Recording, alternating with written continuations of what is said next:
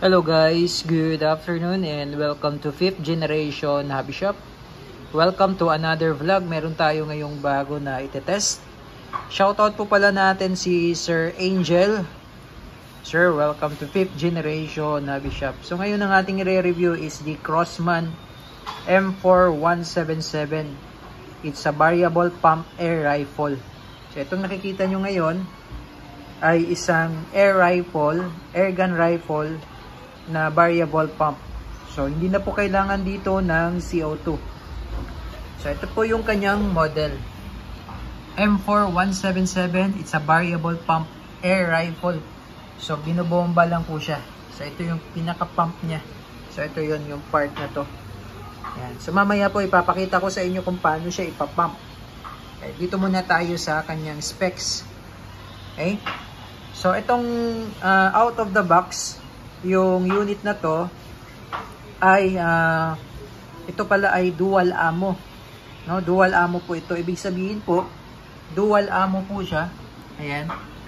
So po pwede siyang pellets, ayan, lead pellets or meron din namang alloy pellets. So po pwede siyang pellets and steel ball. So ibig sabihin po, ang bala niya ay pwedeng bulitas. Yan, 4.5 mm pa rin po yung bala niya, bulitas. Ito, meron po tayong magnet. Yan, bulitas po yan. So, pwede siyang bulitas, o pwede rin po siyang pellets. So, ito po yung pellets. Meron po tayo ditong iba't ibang klase ng pellets. Meron tayong Gamo Magnum. Meron din po tayong Umarex 500 Copper Impact. Yan. At meron din po tayong Gamo Red Fire. Ayan, performance. Ito po ay caliber 177. Ayan. Ngayon, si M4177 po ay may kasamang Bushnell na scope. Ito po ay 39x32 EG. Ayan, yan po yung kasama niya for a limited time. May kasama na siyang scope. Ayan, nakakabit na rin po siya sa ating rifle. At meron na rin po siyang kasamang high mount na 22 mm na scope mounting. Ayan. So si M4177 po, yun nga, it's a variable pump. So ayan, nakalagay po dito sa kanyang description, 2 pumps up to 350 EPS more or less, 6 pumps up to 550 EPS more or less, and then 10 pumps up to 700 EPS more or less. So minimum niya is 2 pumps and then maximum niya ay 10 pumps. So, hindi mo siya pwedeng i-pump ng isa at hindi mo rin siya pwedeng i-pump ng 11. So, dapat ang maximum mo is 10 pumps tapos ang minimum mo is 2 pumps. Okay, so pag ipapump mo siya ng 2 pumps, yun po, nasa up to 350 EPS po siya more or less. Then, kung ipapump mo siya ng 6 pumps up to 550 EPS more or less. Then, sa 10 pumps naman up to 700 EPS more or less. Regardless po kung ilang pump ang gagamitin nyo or gagawin nyo, is equal to 1 shot. So, kung halimbawa, magpa-pump kayo ng 10 pumps, that's up to 700 EPS, is equal to 1 shot. So, regardless of the pump, isang putok lang po yun. Okay? So, ito yung kanyang pump. Then, meron po siyang forearm grip. Then, lower Picatinny rail for accessories. Kung gusto nyo maglagay ng flashlight, po pwede. And then, adjustable stock siya. So, na-adjust po yan. Mamaya, i-demonstrate natin. Okay? Then, itong nakikita nyo ngayon, ay hindi po ito yung kanyang magazine. This is just a storage box. Ang magazine niya ay ito. This is a push magazine, 5 rounds or 5 rounder magazine. So, dito po natin nilalagay yung mga lead pellets. Yan. Iba rin po ang reservoir ng steel ball. So, mamaya papakita ko rin po sa inyo yung lagayan mismo ng steel ball kasi nga po dual ammo siya. And then kapag ito po, take note, kapag ang gagamitin nyo ay lead pellets, kailangan nyo munang tanggalin sa reservoir yung steel ball. Hindi po kasi siya pwedeng magsabay yung lead tsaka yung steel ball. Pwede po kasing magbara yun sa ating barrel. Okay? So ayan po ang itsura ng Crosman M4177 variable pump.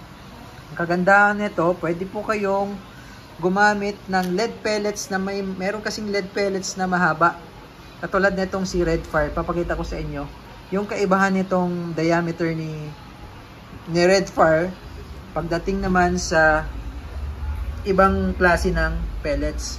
Ito kasi mas mahaba to dahil dito sa kanyang spike. Yan. So, pwede to dito sa ating M4177. Pero itong si Gamo Redfire, hindi pa po ito kasama sa package. Bali, ang kasama lang po dito sa M4177, ay may kasama na po siyang isang lata ng Gamo Magnum. This is 250 shots. Ito po yung kasama mismo sa unit. At 500 shots na steel ball. So, yun po yung kasama sa unit. Take note, hindi na po siya kailangan ng CO2 kasi nga po, variable pump siya. So, ipapump nyo na lang po itong unit na ito. Ayan.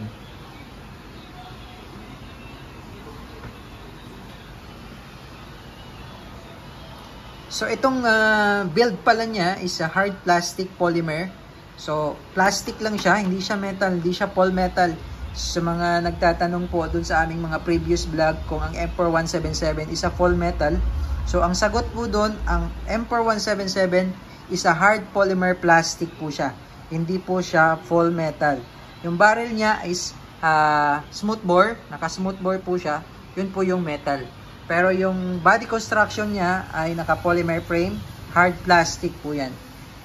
Okay, so matibay naman siya pagka-plastic, matibay naman po ang gawa ng Crossman. Okay, so ngayon, i-demonstrate natin kung paano po yung paglalagay ng pellets, kung paano po yung paglalagay ng steel ball, at kung saan po siya ipapump.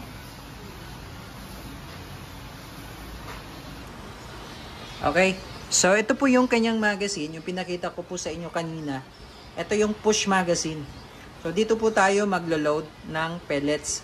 Kagandahan sa M4177 na to, pwede po tayong gumamit ng Gamo Redfire, which is hindi po pwede sa ibang model natin. Yan. Yan. Ito po yung Gamo Redfire. Mas mahaba. 177 po yan. Ngayon, pakita ko lang sa inyo yung isang pellets natin. Ito naman po yung copper impact na 7.40 grains ng Umarex.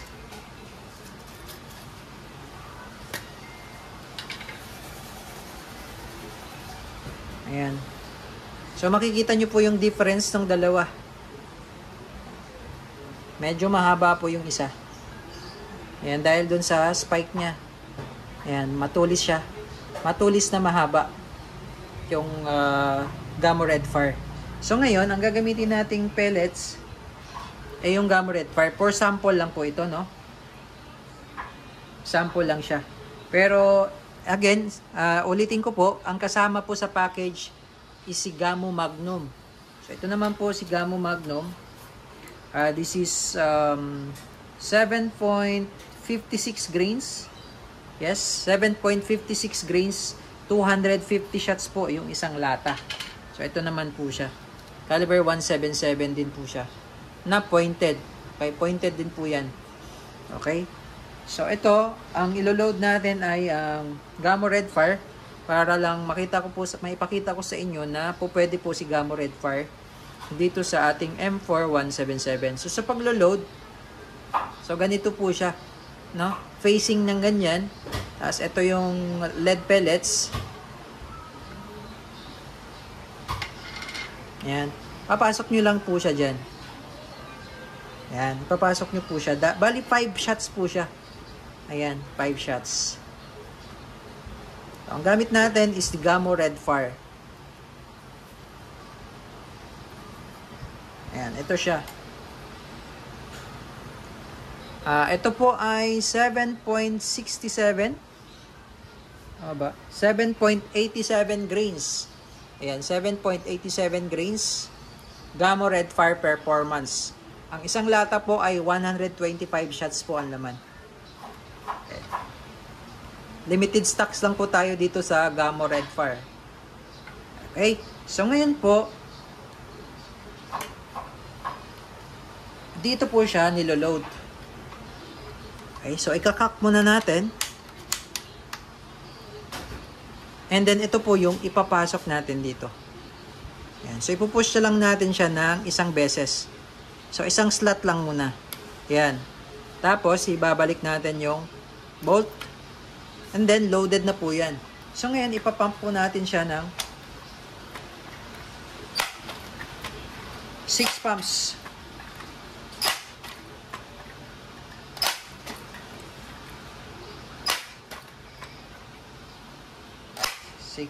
So, nasa mid po tayo. Okay? 6 pumps po yung ginawa natin.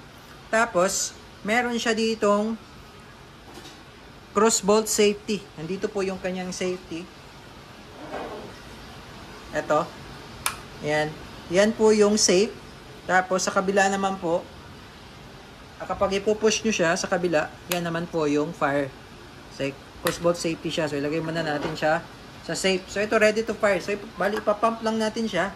So, nakadepende kung gusto nyo mas malakas, ipapump nyo siya ng 10. Kung gusto nyo sakto lang, ipapump nyo siya ng 6 pumps. Okay, so kung gusto nyo mahina lang, medyo mahina, malapit lang yung target, ipapump mo lang siya ng 2 or 3 pumps. Okay, so hindi na po kailangan dito ng CO2. Ngayon, dahil nakasanaw natin, ibig sabihin loaded na po yan. So, ito, mamaya ipapakita ko rin sa inyo, dito po nilalagay yung steel ball. Yan, ito yung pinaka-reservoir niya. Tapos ito po yung pinaka-internal magazine niya. Okay, so sa ngayon po kasi loaded po tayo ng loaded po tayo ng lead pellets. Hindi po natin siya pwedeng lagyan kasi hindi po siya pwedeng magsabay. Okay, so ipuputok po muna natin ito.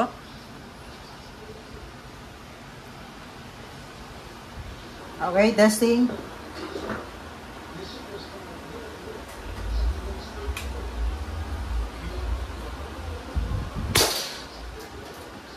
Yan, so bali yung gamit natin is the Gamo Red Fire.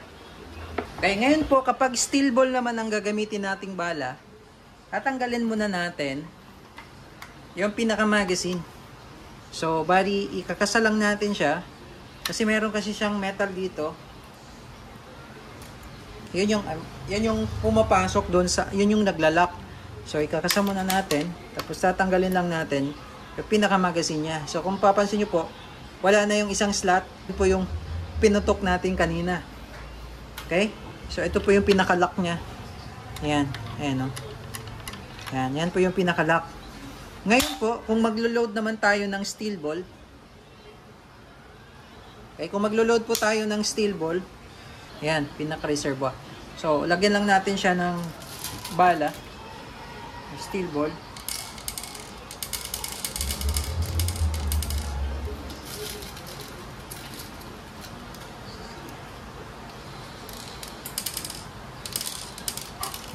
Ayan, so nilagyan po natin siya ng bulitas. Pero tinanggal po muna natin yung magazine ng pellet. Okay? So ngayon po, itataktak po natin siya, no? Okay, so bali ito po yung pinaka-gate niya. Yan, para po pumasok galing sa reservoir yung steel ball. Pumasok po dito sa internal magazine. Bali, pupush nyo lang siya papasok. Yan, pa ganyan. Tapos itataktak nyo lang po. Yan. So, kapag meron na kayong yan, katulad niyan, meron na kayong nakikitang steel ball. Ayan, yung steel ball niya. Ngayon, ilalak nyo siya para yung steel ball hindi bumalik doon sa reservoir. Ayan, so meron na siyang load. Pwede nyo naman siyang punuin hanggang dito yan. So, konti lang kasing nilagay nating steel ball. Ayan, konti lang yung nilagay nating steel ball. Kaya konti lang yung load. So, ang capacity nito, yung capacity po ng reservoir niya is up to 1,000 na steel ball. Pwedeng i-load dito sa loob. Yan. Katulad yan, may nakikita na po kayong steel ball dyan. So, hindi naman na yan siya malalaglag pabalik kasi nga nakalock na siya dito. Ayan, ka-close na yun. Ngayon, kapag maglo-load kayo ng steel ball, so ipapump na natin. Pump na natin siya ng 6 pumps. Malambot lang din po siyang ipump.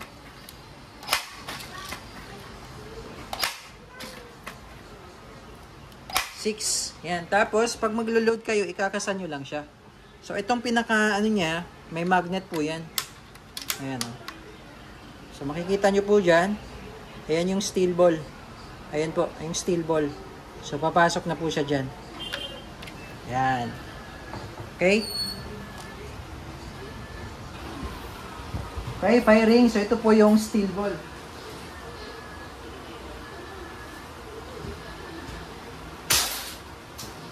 Yan, so 6 pumps po yung ginawa natin. Okay, so ngayon po, alimbawa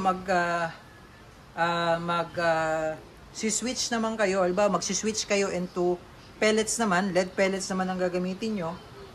Pwede nyo i-open yung gate no, kaninang tinuro ko po, ito. Yan, tapos itataktak nyo lang hanggang sa bumalik.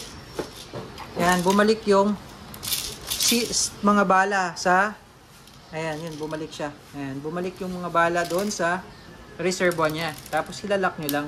Kasi hindi natin siya pwedeng, hindi pwedeng may load na steel ball tapos maglalagay tayo ng magazine ng pellets. Hindi siya pwedeng magsabay. Okay, so ganun lang o. Tapos, kung gusto nyong pellet naman, ipapasok nyo lang siya dito.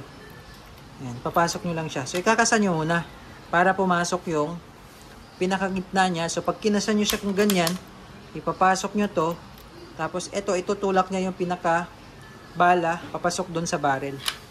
Okay? So, yun po.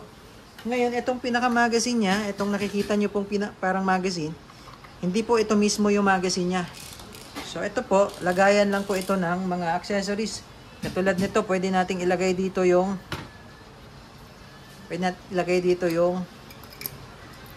ito, yung kanyang magazine. So, pwede nating ilagay dyan para hindi siya mawala. Ayan. So, pwede natin siyang ilagay dito. Ayan. Ayan, ganyan. Okay, so yun naman po, Crossman M4177.